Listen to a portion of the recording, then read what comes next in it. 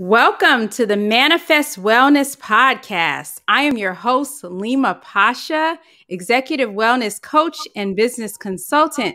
I teach women business owners and professionals how to live a life of purpose by teaching them how to manifest wellness now in their life, in their business, and in communications.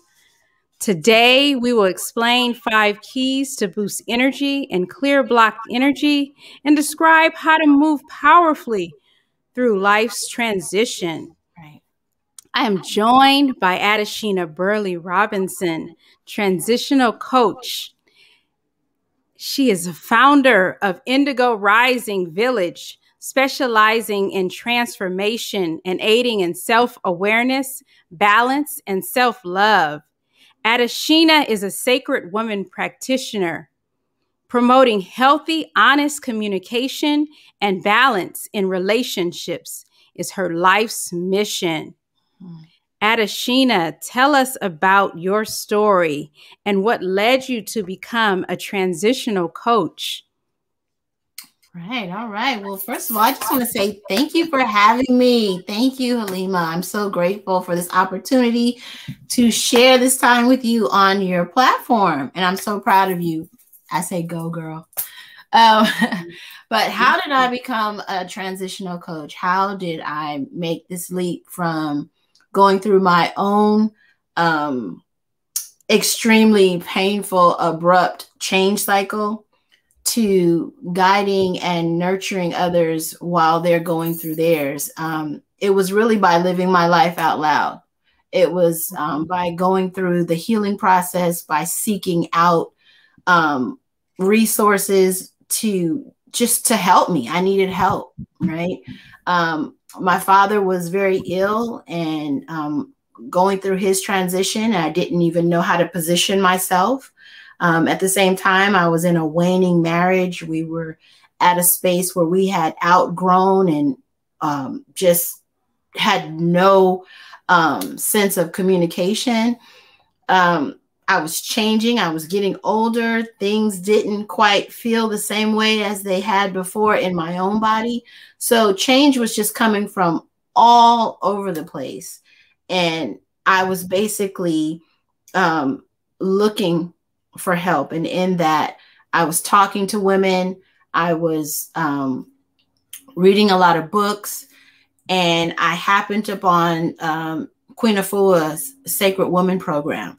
And that gave me the dialogue that I needed to kind of reel myself in and come to a space of resolve, a place of a beginning for me to kind of begin to put things in order so that I knew what I could keep and what I needed to let go so that I could move through to the next level.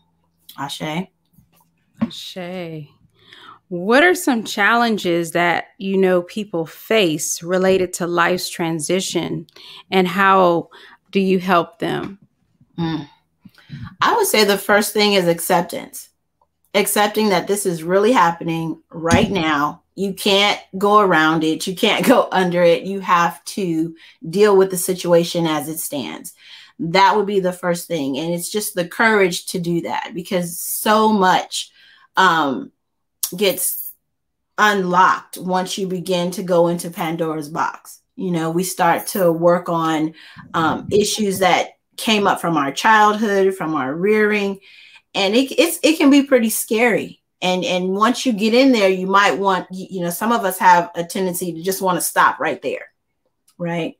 So really working through that discontentment, working through fear, working through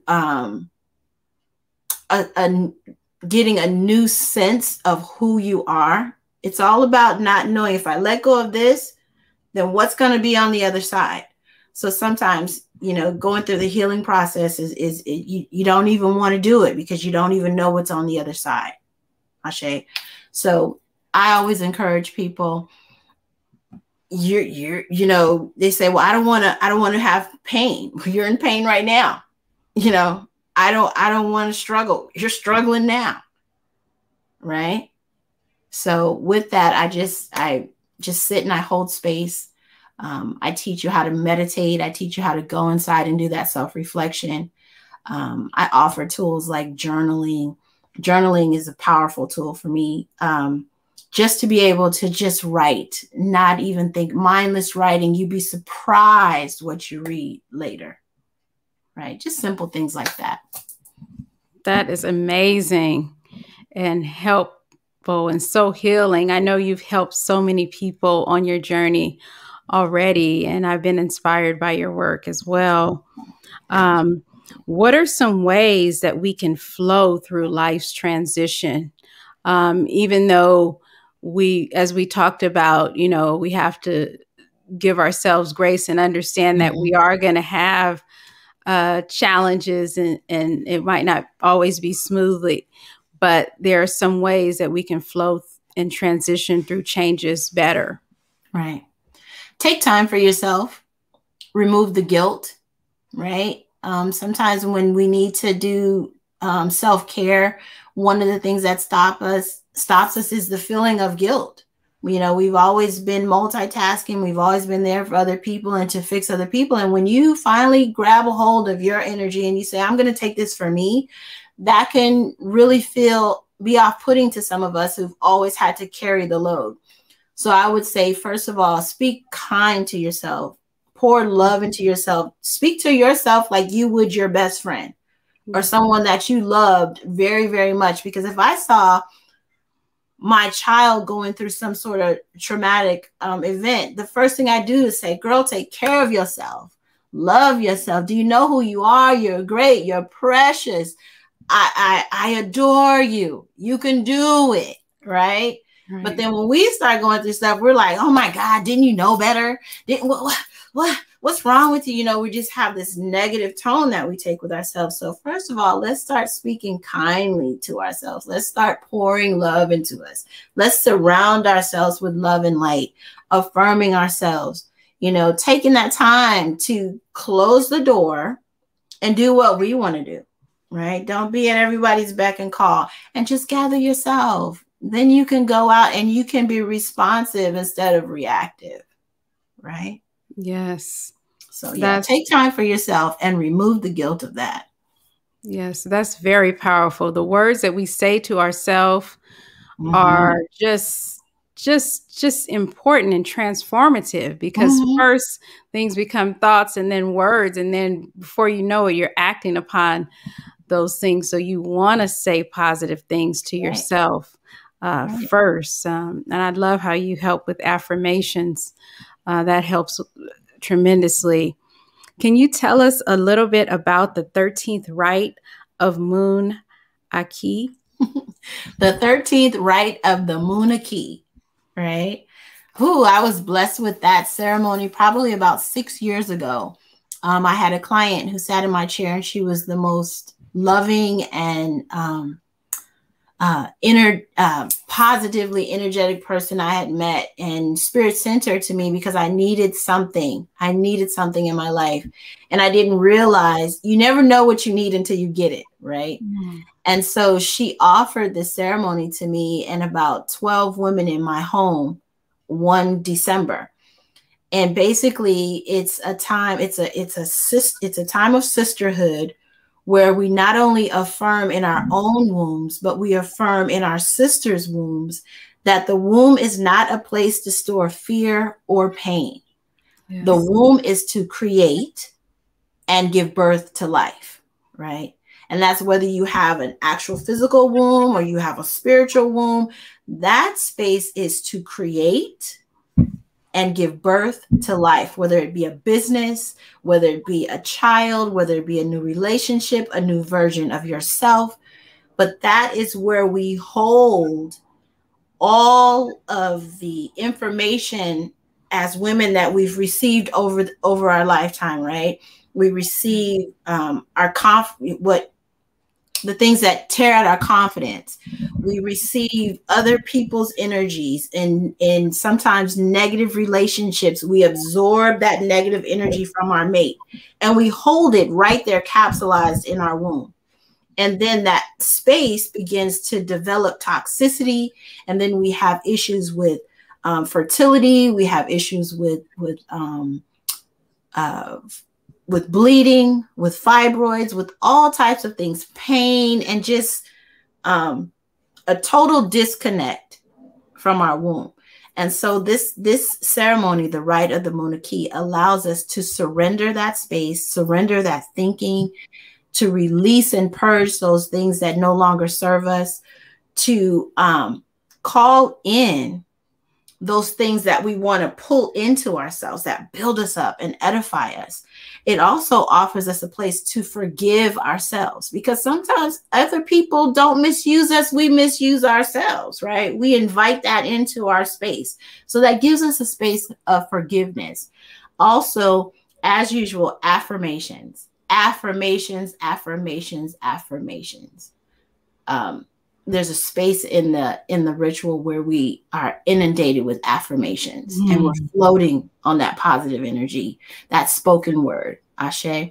So yeah, that's a little bit about it. And the thing about this I love is once I received the right, I was empowered to give it to another woman.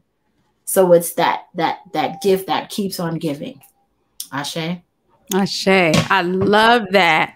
I've started to notice that a lot. I will be given a tool or some information, and then I share it with a sister or someone I know, and then she takes it to the next level, and then she brings it back to me and says, "Did you see this part of that?" And then it grows within me. I'm like, "Oh yeah, I put that down. Let me pick it back up and see what I missed." Yes. And then I might give some information to another person, and they're able to use the resources that someone else shared with me, when the person that gives you the information is not necessarily the one who's going to be able to implement it to its fruition, but we're going to put some of the pieces together. So that's how our sisterhood and our community is so valuable and so important. Valuable. We can't go all the miles ourselves, but together we can get, to where our purpose is. So I wanted to tell you to talk a little bit about that too, the importance of sister circles. Good. Because I was listening to you, and I just wanted to add, sisterhood is so valuable in our growth. Right. Because one of the things, forgiving ourselves is one thing, but when we forgive ourselves, we're able to forgive and accept another woman as well. Right. And we give another woman the incentive, the space to be herself. And that's a beautiful thing when all of us can be together and grow and glean from one another. You said something about when you learn something and then you give it to someone else, and then they take it and they do something different with it, and it even blesses you even more on the backside, right? And that's because we always get what it is that we need. And in a sister circle, and we're calling it a sister circle, but in a community of truth and people who are open to live their most authentic selves, and that's what we're encouraging when we come into these little pods of women who say, I'm coming in because I need to receive, but I'm also coming in because I need to give. Right? It's a great environment to take us all to the next level. And we felt that some mornings on our prayer and meditation, we'll start to begin to just go into this space, and our energy is so pure and authentic. It just elevates the whole group. So sisters are important. And I have to say that because I'm a sister. I've come from a full house of women.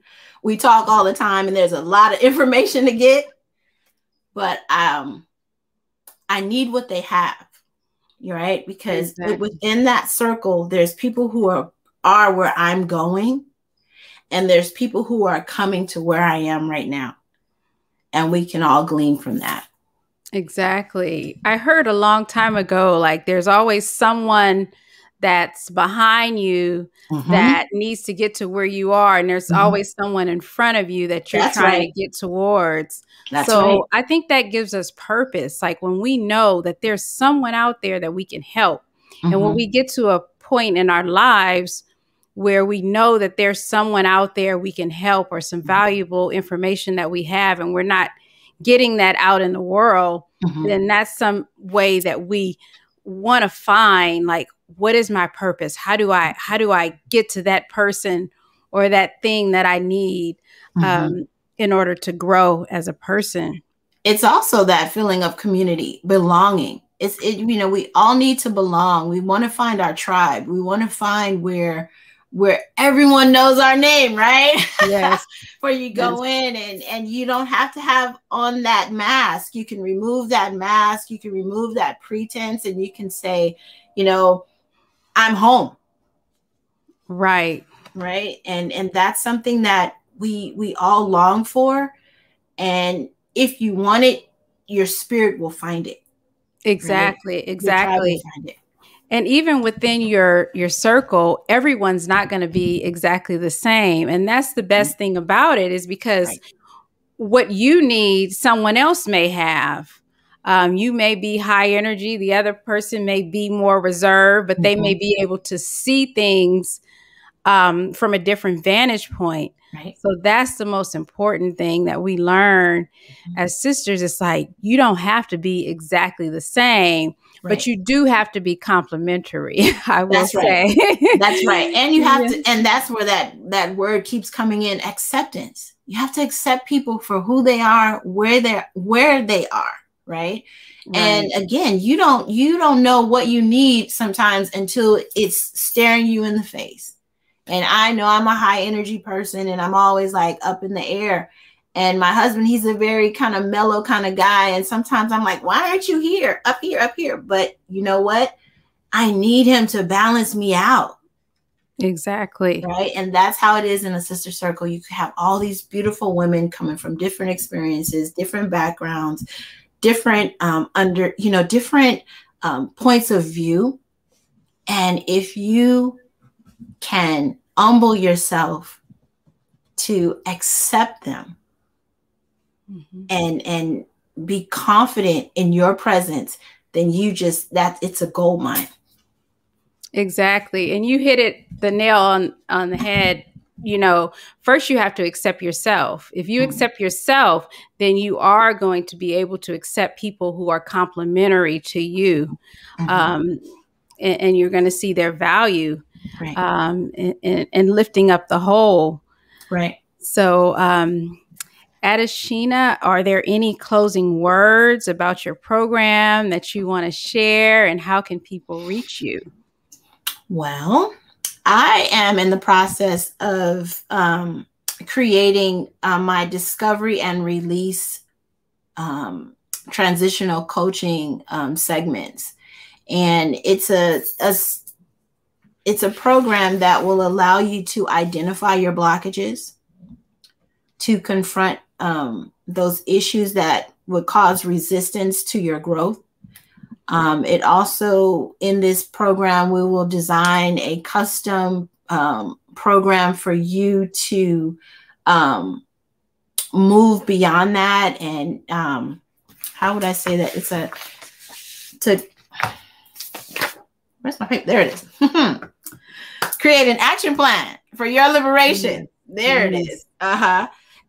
So that for self-love, peace, growth, and divine alignment. And when I say divine alignment, making that connection to your divinity, realizing who you are, realizing your power and your strength, right? Your magic.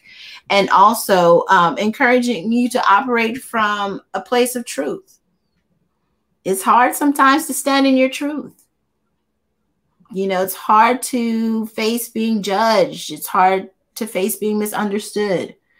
So I offer you an opportunity to work in that space of power, right? And I do that through guided meditations, affirmations, working with your nutrition, your diet, going through a detox, not only with your physical man, but your spiritual man. We use journals, crystals, movement. One of the things that I love is breathing and nature grounding. Just like I said, going out and getting reconnected to Mama Gaia, right? Getting rooted and building that stable foundation so that you can align yourself on straight up through your Kundalini energy. Ashe. So yeah, that's what I'm doing. You can reach me. I have a group on Facebook. It's Indigo Rising Healing Through Wholeness. It's a private group, so you can always message me to join the group. And meet me at prayer and meditation on Wednesday mornings, 4:30 a.m. during the hour of Shishat, that hour of the downloads, free downloads. Beautiful, beautiful. Thank you so much for joining me, Adeshina. Thank you for having me. You're welcome. I want to say to everyone, live a life of purpose now with gratitude, visualization, and community. My name, again, is Leema Pasha. I can be reached on Facebook at Leema Pasha MBA for a strategy session related to executive coaching or business coaching. And stay tuned for our next episode. Yes.